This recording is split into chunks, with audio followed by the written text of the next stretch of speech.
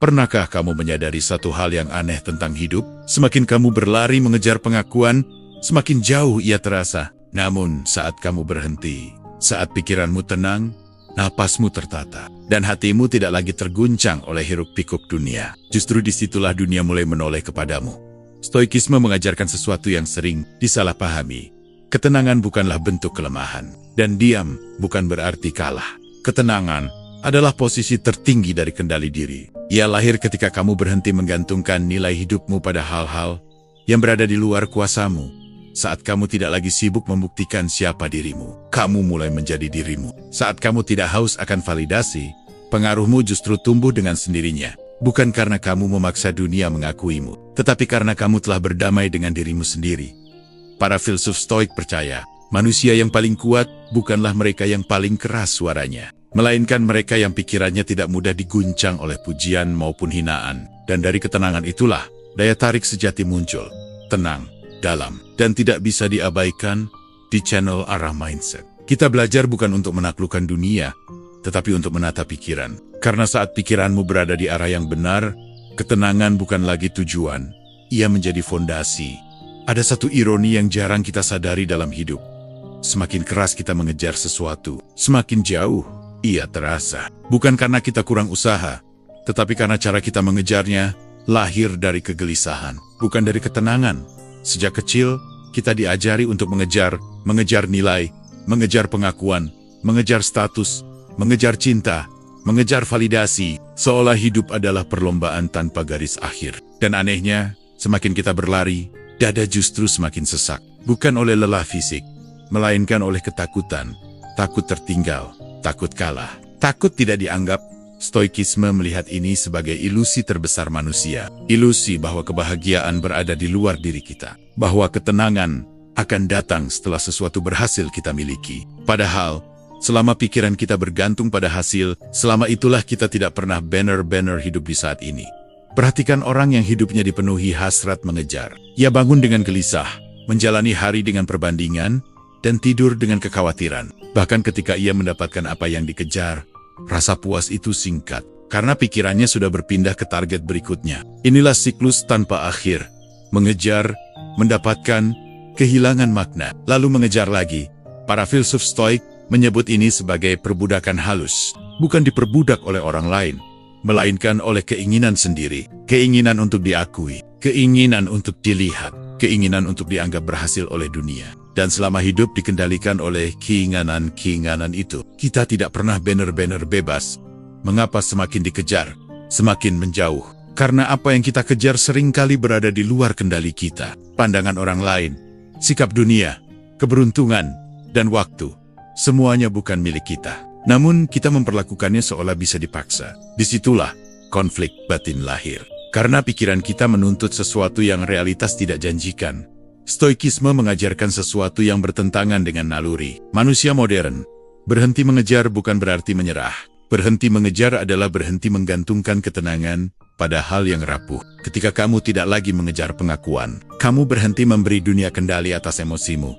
Ironisnya, justru di titik itu sesuatu berubah. Saat kamu tidak lagi haus akan validasi, orang lain mulai merasa nyaman di dekatmu. Saat kamu tidak sibuk membuktikan diri, kehadiranmu menjadi lebih utuh. Bukan karena kamu berusaha menarik perhatian, tetapi karena kamu tidak lagi membutuhkannya. Ada wibawa alami dalam diri orang yang tidak mengejar. Ia tidak tergesa-gesa menjelaskan siapa dirinya. Ia tidak panik ketika diabaikan. Ia tidak runtuh ketika tidak dipuji. Dan ketenangan semacam itu terasa. Dunia merasakannya, meski tak pernah diucapkan. Marcus Aurelius pernah menulis bahwa hidup yang baik tidak diukur dari apa yang kita miliki, melainkan dari kualitas pikiran kita. Dan pikiran yang selalu mengejar tidak pernah berkualitas.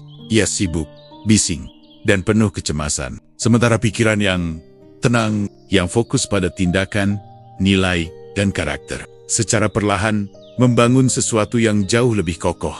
Saat kamu berhenti mengejar hasil, kamu mulai hadir sepenuhnya dalam proses. Saat kamu berhenti memaksa dunia mengakuimu, kamu mulai mengenali dirimu sendiri. Dan dari sanalah hidup berubah arah. Bukan karena dunia tiba-tiba menjadi ramah, tetapi karena kamu tidak lagi menggantungkan kedamaian pada dunia. Ilusi mengejar membuat kita percaya bahwa kebahagiaan selalu satu langkah di depan. Padahal ia ada di sini, di pikiran yang tidak berperang dengan kenyataan, di hati yang tidak menuntut lebih dari yang bisa dikendalikan, di jiwa yang berhenti lari. Ketika kamu tenang, bukan berarti hidup menjadi mudah, namun kamu berhenti menjadikan hidup sebagai musuh.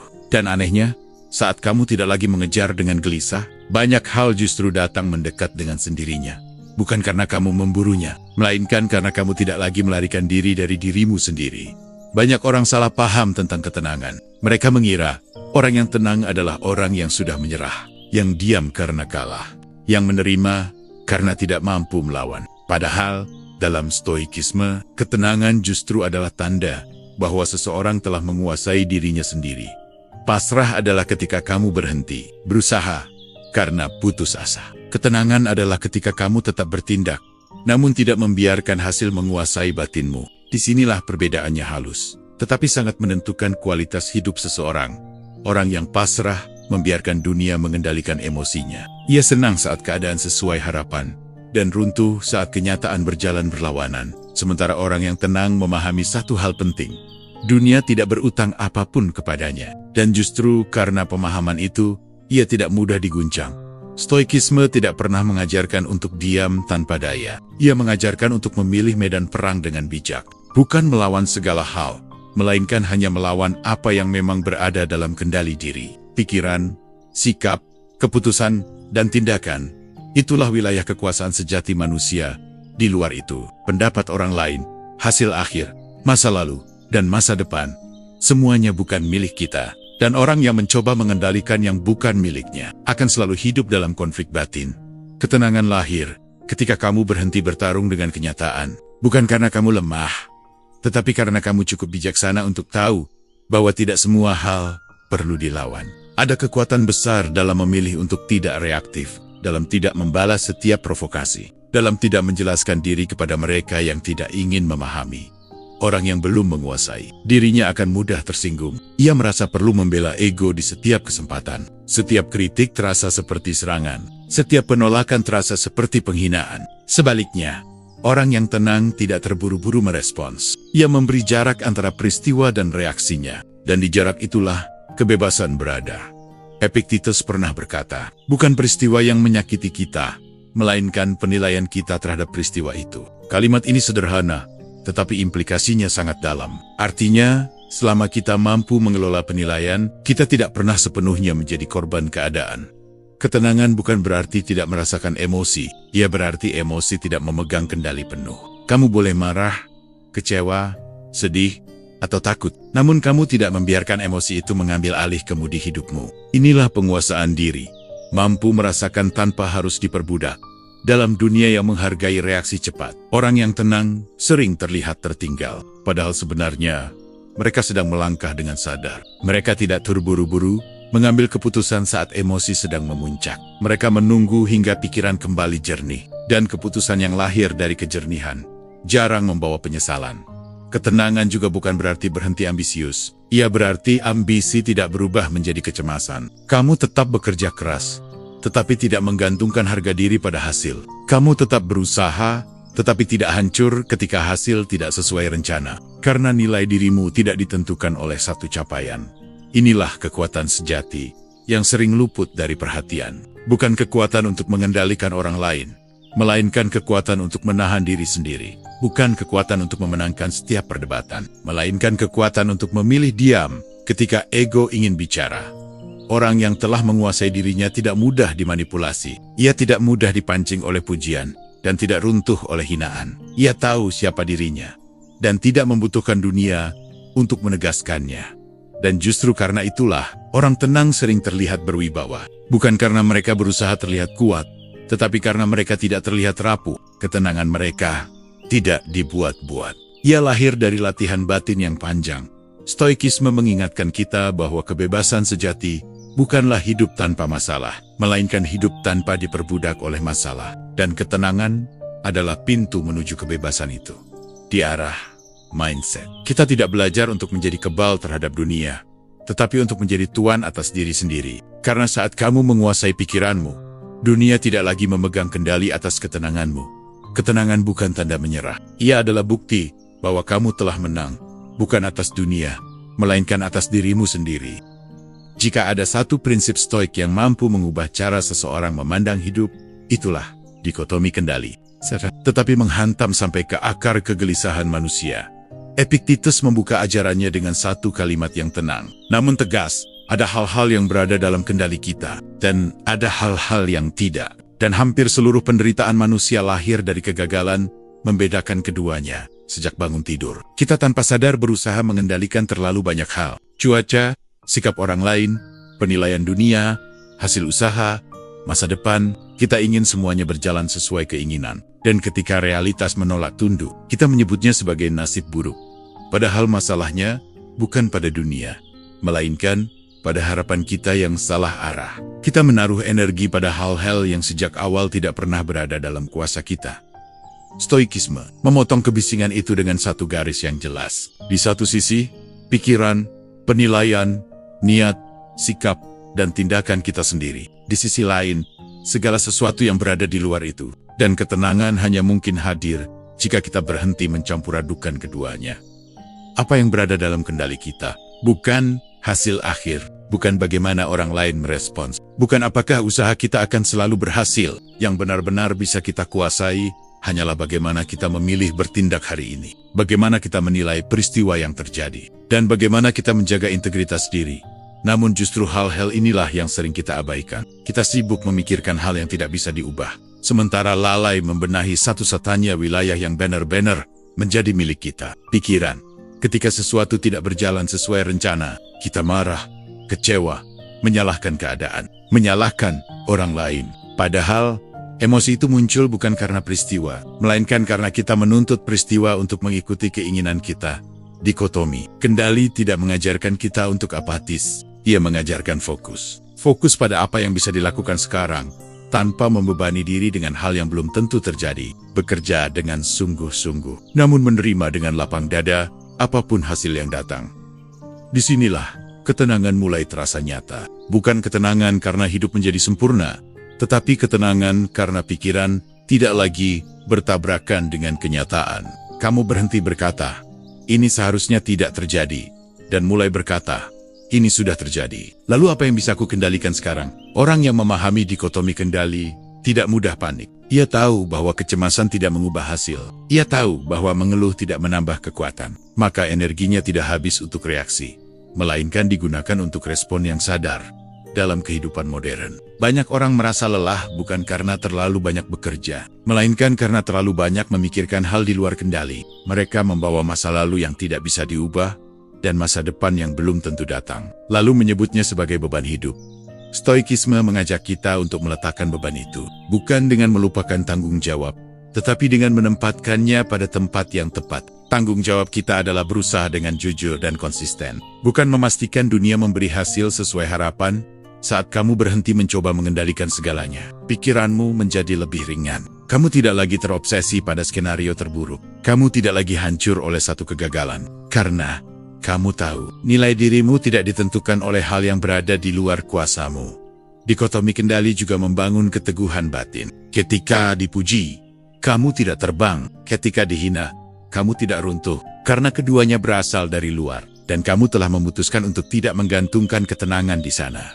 Marcus Aurelius menulis bahwa kamu selalu memiliki kekuatan untuk mengendalikan pikiranmu, bukan peristiwa di sekitarmu. Dan saat kamu menyadari ini, kamu menemukan sumber kekuatan yang tidak bisa dirampas oleh siapapun. Di arah mindset, kita tidak belajar menghindari masalah, melainkan belajar menempatkan energi secara bijak. Karena hidup bukan tentang menguasai dunia, tetapi tentang menguasai arah pikiran. Dikotomi kendali adalah fondasi ketenangan. Stoik karena ia mengajarkan kita satu kebenaran sederhana. Kedamaian tidak datang dari dunia yang patuh, melainkan dari pikiran yang tertata. Saat kamu tahu apa yang bisa dan tidak bisa kamu kendalikan, hidup berhenti terasa sebagai beban. Ia menjadi latihan harian untuk bertindak dengan benar dan menerima dengan tenang. Dan disitulah, ketenangan tidak lagi terasa langka. Ia menjadi cara hidup. Ego selalu ingin bicara lebih dulu. Ia ingin menjelaskan, membela, membuktikan, dan menang. Dalam setiap perbedaan pendapat, ego tidak bertanya apa yang benar.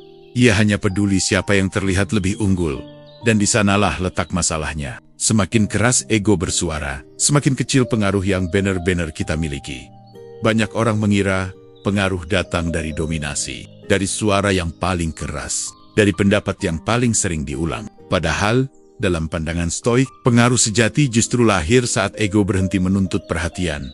Perhatikan orang yang selalu ingin diakui. Ia merasa perlu menjelaskan setiap tindakannya. Ia gelisah ketika disalahpahami. Ia tersinggung ketika tidak dipuji. Energinya habis untuk menjaga citra, bukan untuk membangun karakter. Sebaliknya, orang yang egonya tenang, tidak sibuk mengoreksi penilaian orang lain tentang dirinya. Ia memahami satu hal sederhana. Pendapat orang berada di luar kendalinya. Dan karena itu, ia tidak menyerahkan ketenangan batinnya kepada sesuatu yang tidak bisa ia kuasai. Stoikisme tidak mengajarkan kita untuk menghilangkan ego, karena ego adalah bagian dari sifat manusia. Yang diajarkan adalah menempatkannya di posisi yang tepat, bukan sebagai penguasa, melainkan sebagai pelayan akal sehat. Sot ego diem. Kita mulai mendengar tanpa niat untuk menyerang balik, mendengar tanpa dorongan untuk terlihat benar. Dan kemampuan mendengar inilah yang secara dayam-dayam membangun pengaruh. Orang mempercayai mereka yang tidak bereaksi berlebihan. Orang merasa aman di dekat mereka yang tidak menghakimi. Dan wibawa tumbuh pada mereka yang tidak sibuk mempertontonkan keunggulan diri. Pengaruh bukan tentang seberapa sering kamu bicara, melainkan seberapa dalam kehadiranmu terasa. Bukan tentang memenangkan debat, melainkan tentang konsistensi antara kata dan tindakan. Marcus Aurelius, seorang kaisar sekaligus filsuf Stoik, menulis bahwa nilai seseorang terlihat dari hal-hal yang ia anggap penting, dan orang yang menjadikan ego sebagai pusat hidupnya akan selalu terlihat rapuh. Karena egonya membutuhkan pengakuan terus-menerus. Saat ego diam, kamu tidak lagi terpancing oleh provokasi kecil. Kamu tidak merasa perlu membalas setiap komentar. Kamu tidak merasa harga dirimu terancam hanya karena orang lain tidak setuju. Dan justru karena itu, orang mulai memperhatikanmu. Bukan karena kamu memaksa mereka, tetapi karena ketenanganmu menciptakan rasa hormat. Ada kekuatan besar dalam memilih untuk tidak bereaksi. Bukan karena kamu tidak mampu, tetapi karena kamu tidak ingin. Dan pilihan itu menandakan kedewasaan batin yang jarang dimiliki banyak orang. Stoikisme melihat pengaruh sebagai hasil sampingan dari karakter yang tertata, bukan tujuan yang dikejar. Ketika kamu fokus membangun integritas, kejujuran, dan penguasaan diri, pengaruh tumbuh dengan sendirinya.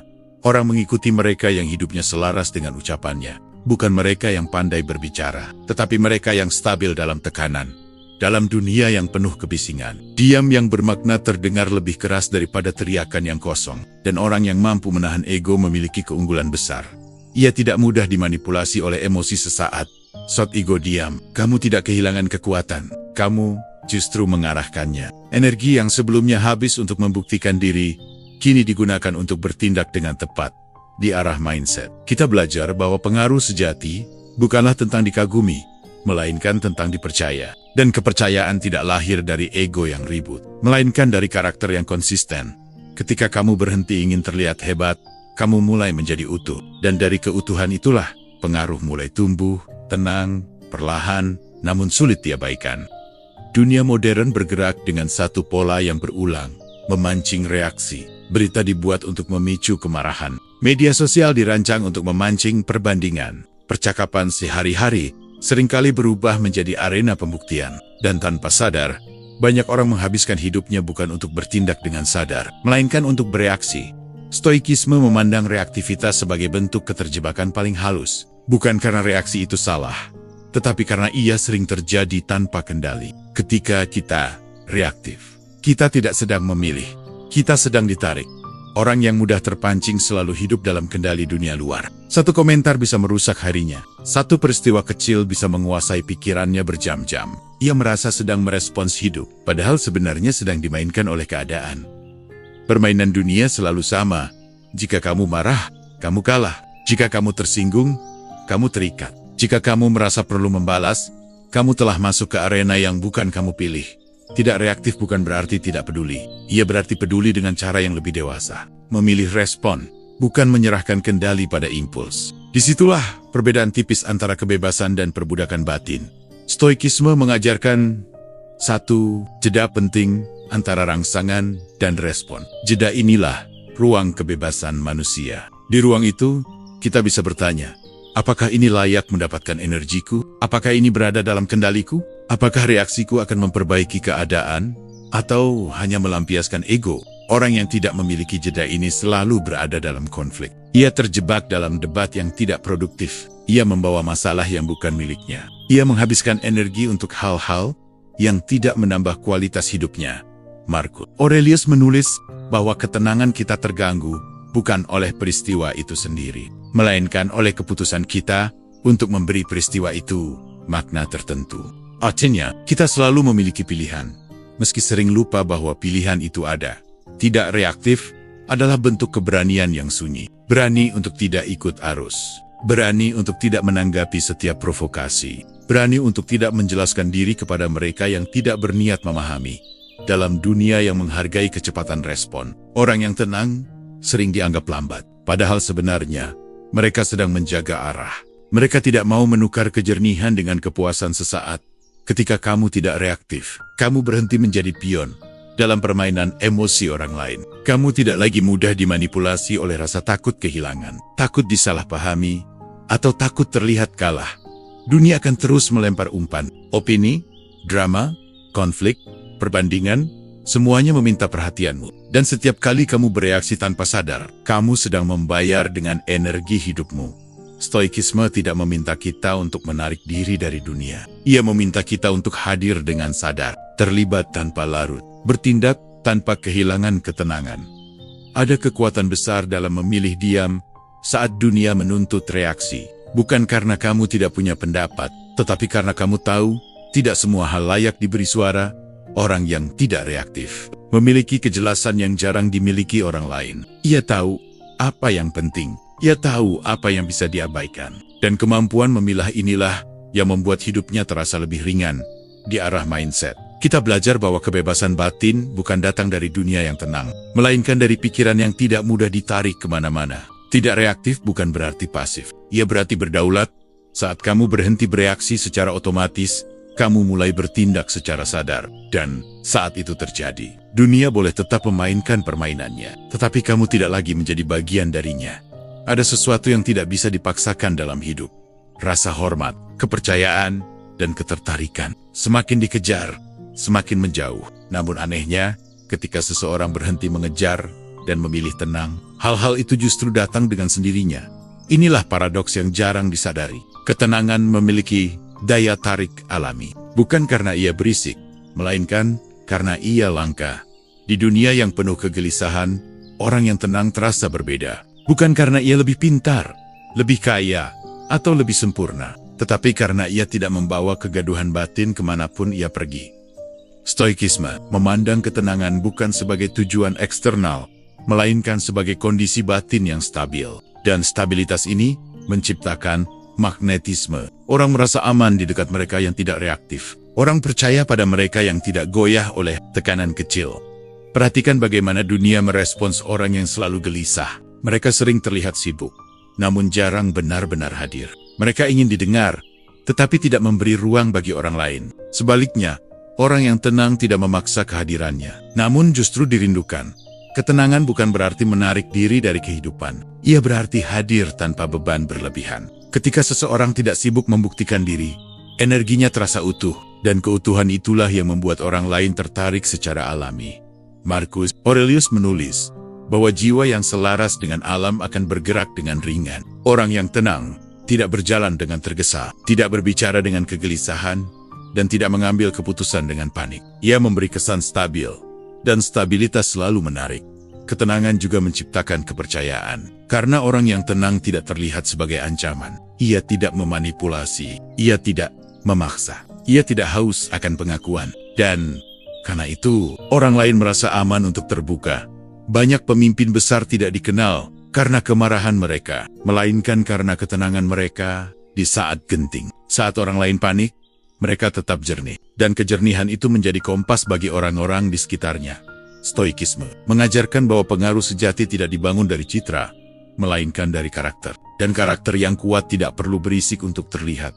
Ketenangan sebagai magnet alami juga berlaku dalam kehidupan sehari-hari. Dalam pertemanan, orang cenderung mendekat pada mereka yang tidak menghakimi. Dalam pekerjaan, Kepercayaan tumbuh pada mereka yang stabil dalam tekanan. Dalam konflik, suara yang tenang lebih didengar daripada teriakan.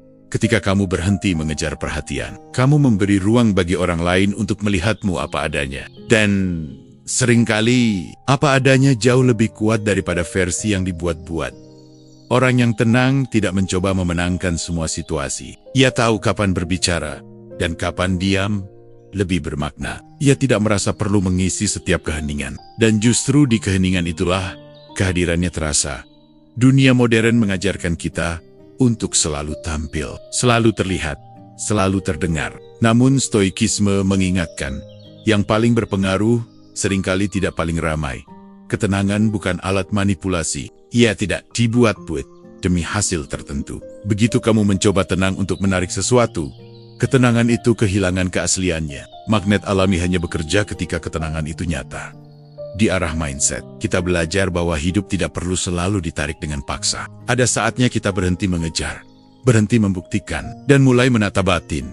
Karena saat batin tertata, dunia merespons dengan caranya sendiri. Bukan karena kamu menuntut, melainkan karena kamu tidak lagi mengganggu alurnya dengan kegelisahan. Ketenangan bukan jaminan bahwa hidup akan selalu mudah. Namun ia membuatmu menjadi titik tenang di tengah kekacauan. Dan titik tenang selalu menjadi pusat perhatian tanpa pernah memintanya. Saat kamu tenang, kamu tidak memanggil dunia. Namun dunia perlahan mulai mendekat. Kita hidup di zaman di mana kesuksesan diperlakukan seperti sesuatu yang harus diburu, target dikejar, pencapaian dipamerkan, dan hidup diukur dari seberapa jauh kita melampaui orang lain. Namun semakin keras kesuksesan dikejar, semakin ia terasa melelahkan, dan seringkali hampa. Stoikisme menawarkan sudut pandang yang berlawanan. Kesuksesan sejati bukan sesuatu yang dikejar dengan kegelisahan, melainkan sesuatu yang datang sebagai akibat dari hidup yang tertata. Banyak orang bekerja keras, tetapi batinnya kacau. Mereka sibuk mencapai sesuatu, namun tidak tahu mengapa mereka melakukannya. Kesuksesan semacam ini rapuh. Begitu hasilnya goyah, harga diri ikut runtuh. Stoikisme memisahkan antara usaha dan hasil. Usaha adalah kewajiban moral. Hasil adalah wilayah tak pasti. Dan orang yang menggantungkan ketenangan pada hasil akan selalu hidup dalam kecemasan. Aurelius menulis bahwa tugas kita bukan memastikan kemenangan, melainkan bertindak dengan benar. Kesuksesan dalam pandangan Stoik bukan tentang posisi tertinggi, melainkan tentang keselarasan antara nilai, tindakan, dan pikiran. Ironisnya, ketika seseorang berhenti menjadikan hasil sebagai pusat hidupnya, ia justru bekerja dengan lebih fokus. Ia tidak terburu-buru. Ia tidak panik oleh kegagalan kecil. Ia memperlakukan proses sebagai latihan karakter, bukan sebagai ancaman harga diri. Inilah titik di mana kesuksesan mulai mengejar. Bukan dalam bentuk instan, melainkan sebagai akumulasi, kepercayaan yang dibangun dari konsistensi, reputasi yang lahir dari integritas, kesempatan yang datang karena orang melihat stabilitas, bukan kegelisahan. Orang yang terlalu mengejar kesuksesan seringkali mengambil jalan pintas, mengorbankan nilai, menggadaikan ketenangan, dan meski hasilnya tampak cepat, ia jarang bertahan lama. Sebaliknya, orang yang fokus pada apa yang bisa ia kendalikan, disiplin, kualitas kerja, sikap dan etika, membangun fondasi yang kokoh. Dan fondasi yang kokoh tidak perlu dipromosikan dengan suara keras. Stoikisme mengajarkan kita untuk mencintai pekerjaan itu sendiri, bukan hanya hasil akhirnya. Karena pekerjaan yang dilakukan dengan penuh kesadaran akan membentuk pribadi yang kuat. Dan pribadi yang kuat menarik peluang tanpa perlu memohon. Kesuksesan yang mengejar bukan berarti hidup tanpa usaha. Ia berarti usaha dilakukan tanpa kegelisahan berlebihan, tanpa membandingkan diri secara obsesif, tanpa menjadikan orang lain sebagai tolok ukur nilai diri dalam dunia yang penuh pencitraan. Orang yang tenang dan konsisten terlihat mencolok. Mereka tidak sibuk mengumumkan rencana. Mereka tidak panik jika belum terlihat berhasil. Mereka membiarkan waktu menjadi saksi dari apa yang mereka bangun.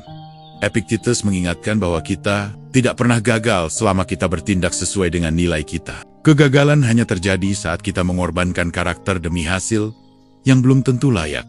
Kesuksesan sejati tidak selalu datang dalam bentuk yang kita bayangkan. Kadang ia hadir sebagai ketenangan batin, kadang sebagai kebebasan memilih, kadang sebagai hidup yang tidak lagi dipenuhi penyesalan.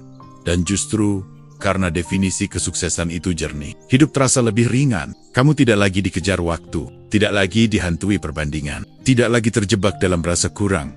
Di arah mindset, kita tidak belajar cara cepat menjadi sukses, melainkan cara membangun hidup yang tidak runtuh ketika sukses datang atau pergi. Karena saat kamu fokus pada apa yang benar, bukan pada apa yang terlihat hebat, kesuksesan tidak perlu kamu kejar. Ia akan menemukan jalannya sendiri menuju hidup yang tertata.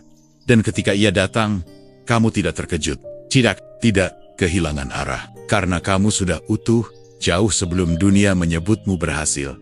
Kita hidup di zaman yang bising, bukan hanya oleh suara, tetapi oleh opini, tuntutan, perbandingan, dan ekspektasi. Setiap hari, pikiran kita dibanjiri informasi yang meminta satu hal. Reaksi, media sosial mengajarkan kita untuk selalu tahu segalanya, selalu punya pendapat, selalu merespons dengan cepat. Dan tanpa disadari, kita kehilangan ruang untuk berpikir dengan tenang. Stoikisme lahir bukan di masa yang damai. Ia tumbuh di tengah peperangan, pengasingan, kehilangan, dan ketidakpastian. Para filsuf Stoik tidak menunggu dunia menjadi tenang untuk menemukan ketenangan. Mereka justru melatih batin agar tetap stabil di tengah kekacauan. Hari ini, bentuk kekacauan itu berubah. Bukan lagi pedang dan perang, melainkan notifikasi, perbandingan hidup, dan tekanan untuk selalu terlihat berhasil. Namun dampaknya sama. Pikiran yang lelah dan terpecah. Stoik di tengah kekacauan. Zaman berarti mampu berdiri tegak tanpa ikut terseret arus. Bukan dengan menutup mata dari dunia, tetapi dengan memilih apa yang layak masuk ke dalam pikiran. Orang yang tidak memiliki prinsip batin akan mudah dikendalikan oleh tren. Hari ini ia marah, besok ia takut, lalu cemas karena tertinggal. Bukan karena hidupnya buruk, tetapi karena pikirannya tidak memiliki jangkar. Stoikisme menawarkan jangkar itu. Ia mengingatkan bahwa tidak semua informasi perlu ditelan, tidak semua opini perlu ditanggapi, dan tidak semua perbandingan perlu dipercaya. Marcus Aurelius menulis bahwa kualitas hidup kita ditentukan oleh kualitas pikiran kita. Dan di zaman ini, menjaga pikiran tetap jernih adalah bentuk perlawanan yang sunyi. Stoik di tengah kekacauan berarti membangun disiplin batin, menentukan batas, kapan harus terlibat, dan kapan harus mundur, kapan mendengar, dan kapan diam lebih bijak. Banyak orang merasa lelah, bukan karena hidup terlalu berat, melainkan karena mereka membawa terlalu banyak hal yang bukan tanggung jawabnya. Masalah orang lain, ekspektasi dunia, standar palsu dari layar kecil di tangan mereka. Stoikisme tidak meminta kita untuk menjadi tidak peduli. Ia meminta kita untuk peduli dengan tepat, mengalihkan perhatian dari hal-hal yang tidak bisa dikendalikan ke hal-hal yang benar-benar membentuk hidup. Dalam kekacauan zaman, orang yang tenang sering terlihat asing. Ia tidak ikut panik, tidak ikut menghujat, tidak ikut terprovokasi. Dan justru karena itu, ia tampak kuat. Ketenangan di tengah kekacauan bukan berarti hidup tanpa emosi. Ia berarti emosi tidak mengambil alih kompas hidup. Kamu boleh khawatir, tetapi tidak tenggelam. Kamu boleh sedih, tetapi tidak kehilangan arah. Stoikisme mengajarkan untuk menjalani hari dengan kesadaran. Bertanya pada diri sendiri, apa yang bisa aku kendalikan hari ini? Apa yang perlu aku lepaskan? Dan bagaimana aku bisa bertindak tanpa mengorbankan ketenanganku? Di zaman yang menuntut segalanya serba cepat, berpikir sebelum bereaksi adalah bentuk kebijaksanaan. Menjaga integritas di tengah tekanan adalah bentuk keberanian. Di arah mindset, kita tidak belajar melarikan diri dari dunia, melainkan belajar hidup di dalamnya tanpa kehilangan diri sendiri. Stoik di tengah kekacauan zaman bukan tentang menjadi dingin, tetapi tentang menjadi jernih. Karena dunia mungkin semakin ribut, tetapi pikiranmu tidak harus ikut kacau. Dan ketika pikiranmu tetap tenang di tengah badai, kamu tidak hanya bertahan, kamu berdiri lebih kokoh daripada mereka yang berteriak paling keras. Ada satu kenyataan yang jarang dibicarakan. Ketika seseorang mulai tenang, hidup justru tidak selalu menjadi lebih mudah. Seringkali, justru sebaliknya. Seolah dunia ingin memastikan apakah ketenangan itu sungguh nyata atau hanya ilusi sementara. Stoikisme tidak pernah menjanjikan hidup tanpa ujian. Ia hanya menjanjikan cara pandang yang lebih jernih. Dalam menghadapi ujian itu, banyak orang mengira ketenangan akan mengundang keberuntungan tanpa gangguan. Padahal, ketenangan sering menjadi pemicu ujian baru, bukan untuk menghancurkan, tetapi untuk menguji kedalaman karakter. Ketika kamu masih mudah terpancing, dunia tidak perlu menguji apapun. Kamu sudah runtuh oleh hal-hal kecil. Namun ketika kamu mulai stabil, ketika reaksimu melambat dan pikiranmu jernih, dunia seperti berkata, "Baik, mari kita lihat seberapa kuat fondasimu." Ujian itu jarang datang dalam bentuk besar. Ia sering muncul sebagai gangguan kecil yang berulang, komentar yang meremehkan, ketidakadilan yang tidak bisa langsung dibalas, keheningan saat kamu berharap diakui. Dan disitulah ego diuji kembali.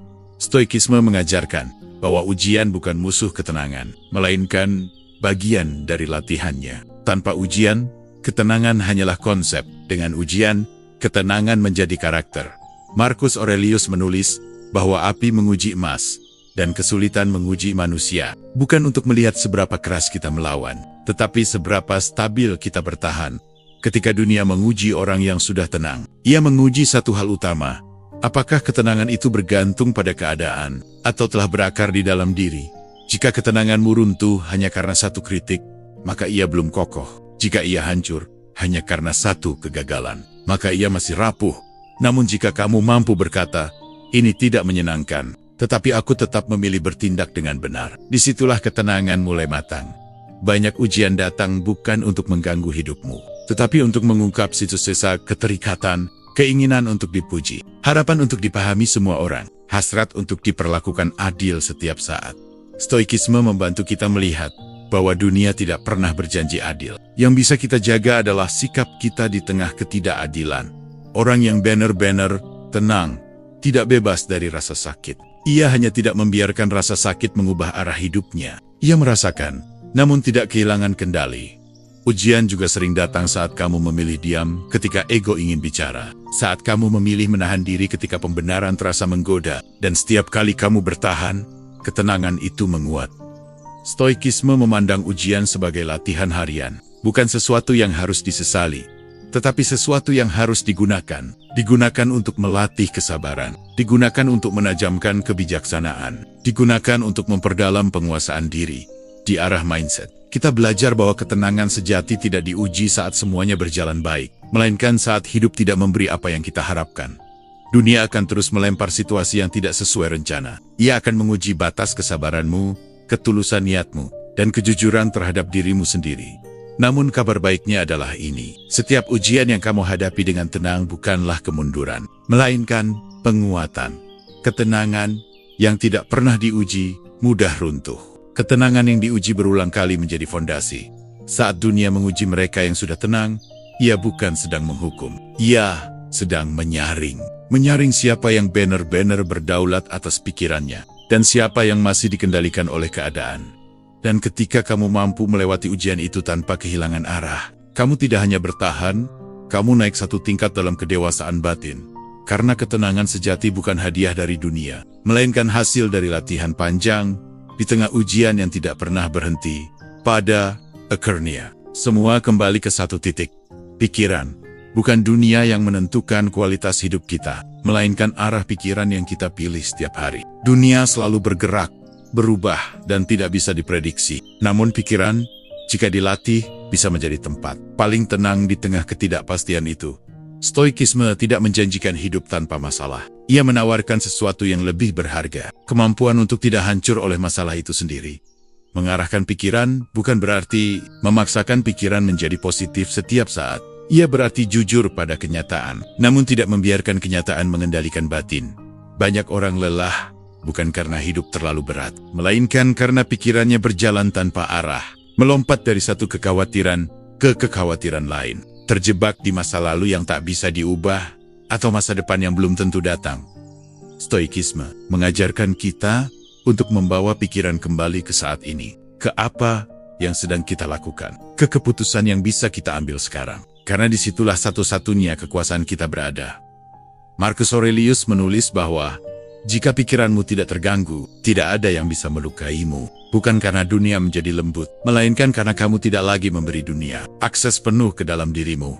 Mengarahkan pikiran berarti memilih apa yang layak diberi perhatian, apa yang perlu dilepaskan, dan apa yang harus diterima tanpa perlawanan batin. Ketenangan sejati tidak datang dari mengendalikan hidup, tetapi dari mengendalikan respon terhadap hidup. Dari kemampuan untuk berkata, "Aku tidak menyukai ini, tetapi aku tetap bisa bersikap bijak. Pikiran yang terarah tidak mudah terpecah oleh kebisingan. Ia tahu kapan harus mendengar dan kapan harus berhenti menyerap. Ia tahu kapan bertindak dan kapan diam lebih bermakna. Stoikisme memandang hidup sebagai latihan batin yang berulang. Setiap hari adalah kesempatan untuk meluruskan kembali arah pikiran. Bukan dengan kesempurnaan, tetapi dengan kesadaran. Tidak ada ketenangan instan. Yang ada adalah latihan kecil yang dilakukan berulang kali. Menahan reaksi, mengoreksi penilaian, mengembalikan fokus pada hal yang bisa dikendalikan. Dan dari latihan itulah, ketenangan tumbuh. Bukan sebagai momen, melainkan sebagai cara hidup di dunia yang terus menekan kita untuk menjadi lebih cepat, lebih terlihat. Mengarahkan pikiran adalah bentuk keberanian. Berani untuk tidak terjebak. Berani untuk hidup dengan ritme sendiri. Berani untuk tidak menyerahkan kendali batin kepada dunia luar di arah mindset. Kita tidak mencari ketenangan di tempat yang jauh. Kita menemukannya dalam cara kita berpikir, menilai, dan merespons hidup. Karena ketika pikiranmu terarah, kamu tidak lagi mudah diguncang. Pujian tidak membuatmu lupa diri. Kritik tidak membuatmu runtuh. Keberhasilan tidak membuatmu sombong. Kegagalan tidak mencabut harga dirimu. Inilah ketenangan sejati. Bukan hidup tanpa badai, melainkan kemampuan untuk tetap berdiri saat badai datang. Dan ketika kamu mampu mengarahkan pikiranmu, dunia mungkin tidak berubah, namun caramu menghadapinya berubah sepenuhnya. Selamat jika kamu sampai di titik ini, karena ketenangan bukan akhir perjalanan, melainkan awal dari hidup yang tidak lagi dikendalikan oleh kekacauan. Disinilah semuanya menyatu. Disinilah arah itu jelas. Arahkan pikiranmu. Temukan ketenanganmu, dan biarkan dunia menyusul dari belakang.